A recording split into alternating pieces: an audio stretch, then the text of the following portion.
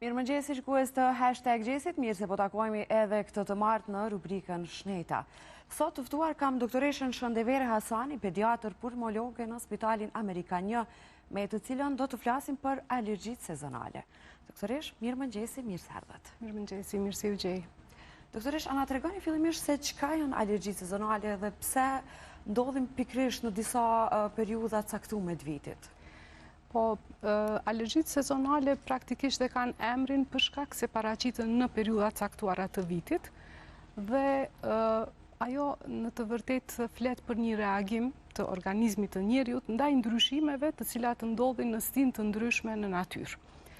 Kuptohet se çdo stinë sjell me veti ndryshime në bimësi, në ambient të jashtëm dhe krejt kjo ka ndikim në organizmin ton dhe disa njerëz të cilët kanë predispozit, disa individ, këtu hyn edhe të rriturit edhe fëmijët që kanë predispozit ndaj alergjive të ndryshme, mund të manifestojnë reakcione alergjike të cilat, për shembull, në pranverë, në stinën e pranverës në cilën gjendemi tash, më të shpeshta janë me atë triasin e simptomeve që e quajmë na, sekretim nga hunda, një sekret ashtu i holl, i tejdukshëm, kruarje dhe skuqje e syve dhe teshtitje.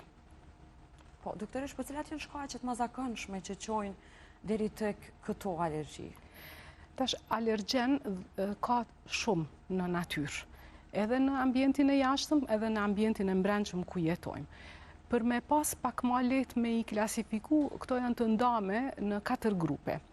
Në alergjen apo shkaktar të jashtëm, të ambientit të jashtëm, ku hyn polenet, pluhri, insektet e kështu me radhë. Pastaj janë ato të brendshme, ku hyn myku, pluhuri i shtëpisë. Pastaj janë irritantët e ndryshëm, grupi i tretë, shumë i rëndësishëm, posaçërisht me zhvillimin e teknologjisë dhe fatkeqësisht edhe me konsumimin e duhanit, është tymi i duhanit numër 1. Pastaj janë parfumet, smogu, gasnat e ndryshme që lirohen prej automjeteve e kështu me radhë. Dhe në grupin e 4 bëjmë pjesë artikujt ushqimor, me cilët na çdo ditë, do të thonë, kemi kontakt edhe mund të shfaqim në një moment të caktuar alergji. Aty më së pari, vendin e parë e zën kikiriku dhe artikujt e ngjajshëm me te, arrat dhe të gjitha produktet në formë të arrës.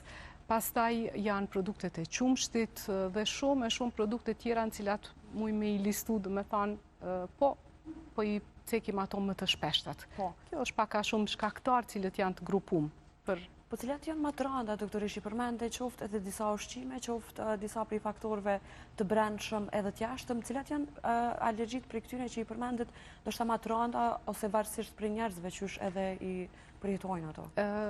Shikoni, predispozita gjenetike është ajo e cila një individ e kategorizon në grupin i cili do të ketë alergji herët ose vonë në një produkt ose në një alergjen që ndodhet në natyrë nëse bie shpesh në kontakt me te. Pse themi shpesh? Sepse me kontaktin e shpesht me një alergjen në të cilën do të reagoj me alergji, krijon antitrupa, cilat pastaj shkojnë në qelizat, mast qelizat alergjisë që janë në organizëm dhe ato indukojnë pastaj krijimin e atyne substancave, mediatorve të cilët krijojnë alergji, qoftë shkaktojnë krurje, skuqjet, lëkurës e të mukozave.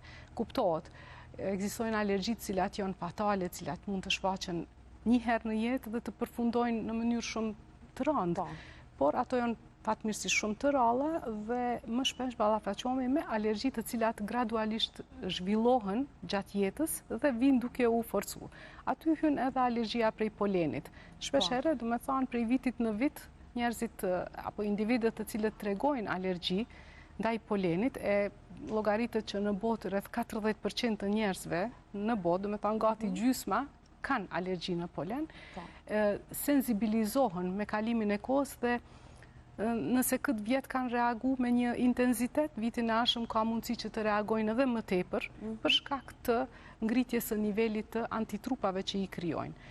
Në të njëjtën kohë, kjo mund të ketë një ecuri edhe pozitive, sepse në një moment të caktuar arrin edhe të desensibilizohen në mënyrë natyrore dhe pas disa viteve të reagojnë më pak ose të zhduket kjo alergji fare prej organizmit të tyre.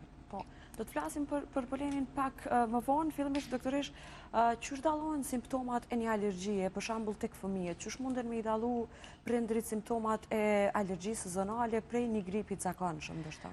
Po, është pyetje me vend sepse posaçërisht tash në sezonën e pranverës kemi shpesh kontakt me pacientë të cilët kanë ankesa si të një rufet, një flame.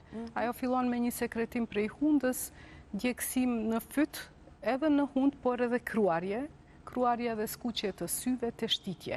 Tash këto dyjat janë karakteristike edhe për ftofje, edhe për alergji. Mirë po, ajo që ka i bën me u dallu alergjit është se shpeshere kjo kruarje dhe skuqje e syve është shumë intenzive, cilën nuk e gjejmë të ftofja e zakonshme. Shfaqet ajtja e kapakve posaçërisht të poshtëm të syve, pastaj të shtitjet një mas një, disa herë në seri që i themi ne, derisa të ftofja e zakonshme e shkaktuar prej virozave ose bakterieve, patjetër herët ose vonë shoqërohet me një temperaturë, me një kollitje, ka një ecuri pak më ndryshe cilën ne e marrim, domethënë me marrjen e anamnezës dhe të dhënat nga nëna se si ka filluar dhe si është ecuria e këtyre simptomeve. Pak a shumë këto janë simptomet. Kruarje në qiells dhe në vesh, pastaj ndonjëherë edhe bllokim i hundës pa sekretim, por vetëm bllokim, e cila çon edhe në bllokim të veshve. Kjo lidhet pastaj edhe me paraqitjen e otiteve sekretore, cilat janë shumë të shpeshta si pasojë e alergjive të fëmijëve me karakter sezonal. Do me thonë, në pranverë fëmijët shfaqin simptome dhe shpeshere kanë edhe ramje të ndëgjimit, pikërisht për shkak të lidhjes së veshit të mbrëmshëm me hundën dhe mukozën orofaringeale. A mundet me shkaktu dëme më afatgjata tek dëgjimi, apo derisa kalon alergjia? Po, absolutisht duhet të trajtohet, në qoftë se konstatojmë se të gjitha problemet e një otiti sekretor, na e quajmë ashtu ramjes së dëgjimit apo problemeve të ndryshme me vesh, janë pasojë e alergjisë, kur i kemi përjashtu mundësi tjera të infeksioneve dhe problemeve tjera, atëherë duhet trajtuar, me qenë se e pa trajtuar mund të sjellë deri te një dëmtim pak më i përhershëm edhe i dëgjimit edhe në përgjithësi i funksionimit të veshit të mesëm dhe të mbrëmshëm. Po, doktoresh, kur jemi tek trajtimi, çysh trajtohen alergjit sezonale? A ka trajtime afatgjata apo vetëm të përkohshme? Po, trajtim fatmirësisht ka, dhe ajo është medikamentos, mirë po edhe me ndryshimin e stilit të jetës. Kur po flasim për trajtimin medikamentos, ekzistojnë barna të cilat e menaxhojnë paraqitjen e simptomeve, i minimizojnë ato, deri edhe në zhdukje të tërësishme të simptomeve për një periudhë të caktuar, dhe aty hyn antihistaminikët, pastaj janë dekongestantët, sprejat për hund, shumë të rëndësishëm, pikat për sy, pastaj janë edhe substanca tjera të cilat përmbajnë medikamente, si që janë kortikosteroidet në formë të sprejave, tabletave, injeksioneve, kështu me radhë, janë blokator të receptorëve të leukotrieneve, të cilat mirën për një kohë më të gjatë, në mënyrë që t'i mbajmë nën kontroll këto simptome dhe të mos lejojmë që ta agravojnë edhe të përkeqësojnë edhe ta dëmtojnë kvalitetin e jetës pacientit, sepse aq mund të bëjnë, edhe është shumë e bezdisshme, sepse ato përsëritën çdo ditë dhe nuk mund të kontrollohen ndryshe. Kur është fjala për ndryshimin e stilit të jetës, ajo që na rregullisht i këshillojmë nënat dhe pacientët tanë të vegjël është që patjetër të bëjnë dush sa herë dalin jashtë dhe kthehen brenda prej ambientit të jashtëm, me qenë se me ujë mekanikisht i largojnë të gjitha ato partikulat, sepse poleni keni parasysh edhe pluni janë grimcat vogla partikulat cilat përmbajnë në vete proteinën që shkakton reakcion alergjik. Mirë, po njëkohësisht edhe vetë si të tilla, si grimca që janë, kanë efekt irritus në mukozën orofaringeale. E ato kanë tendencë që të ndalen në flok, në vetulla, në qerpik, edhe në tesha, kuptohet edhe në lëkur, dhe largimi mekanik i tyre me ujë në mas të madhe e stabilizon gjendjen. Pastaj këshilla tjetër është në ditët me frymë, kur ka frymë të madhe, e dim fryma e shpërndan polenin, atëherë të redukohet dalja jashtë, ose së paku nëse del fëmia dhe ka reakcion shumë të fort në polen, të vendos maskën, edhe ajo pak sa do kudo e mbron mukozën e... Po. Pastaj, mbyllja e dritareve dhe të ajroset me kondicioner me intensitet të ullt, me thanë që të mos lejojmë hyrjen e polenit prej jashtë, posaçërisht në ditët me erë më intenzive. Pastaj, largimi i kafshëve shtëpiake, ose edhe larja e tyre mundësisht sa herë që dalin jashtë, sepse edhe ato në gëzofin e tyre e sjellin pluhnin edhe polenin edhe mandej ai kontakti i rregullt me fëmijët shkakton që kenë më shumë reakcion, edhe tash e kemi mundësinë e përcjelljes së nivelit të polenit me telefona të mençur, çdo ditë del niveli në telefon. Aplikacioni mund të instalohet edhe t'i kursejmë fëmijët tanë të mos dalin në ato ditë kur niveli i polenit është shumë i lartë në natyrë. Po, doktorisht të trajtimi ndalemi pak edhe tek trajtimi apo të njëjtë si të fëmijët edhe të rriturit apo dallon diçka? Po, pak a shumë njëjtat. Po, barna janë, kuptohet te foshnjët, fëmijët sa më të vegjël janë. Atëherë ordinimi i këtyre terapive duhet të jetë me kujdes të shtuar nga ana e mjekut gjithsesi, sepse shumë prej këtyre ilaçeve na i blejmë në barnatore dhe pa përshkrim të mjekut. Mirë, po kur është fjala për substancat medikamentoze që i përmendëm më herët, atëherë edhe mjekut të cilat kur i përshkruan ato duhet të ketë parasysh moshën edhe peshën e fëmijët të mos te i kaloj ato dozat e lejuara, edhe kohëzgjatjen e dhënjes së tyre, do të thonë pak aty ndryshon, për ndryshe substancat edhe preparatet janë të njëjta.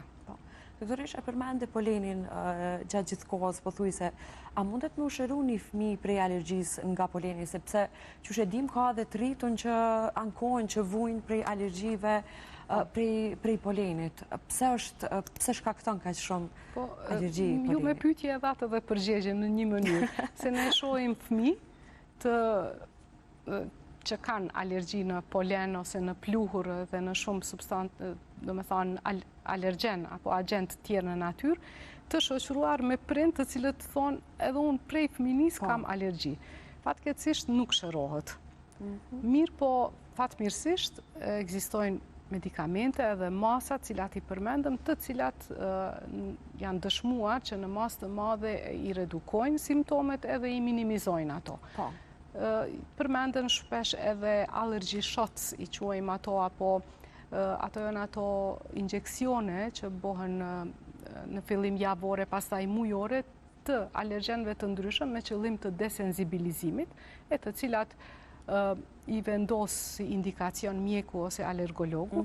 Mirë po, pak a shumë asnjë nuk është dëshmu deri sot që e largon plotësisht alergjin. Po, këto injeksionet a munden me uqujt ndoshta edhe pak si mas parandaluse për sezonën që po vjen? A janë që kanë efektin e tillë? Vetëm në disa raste.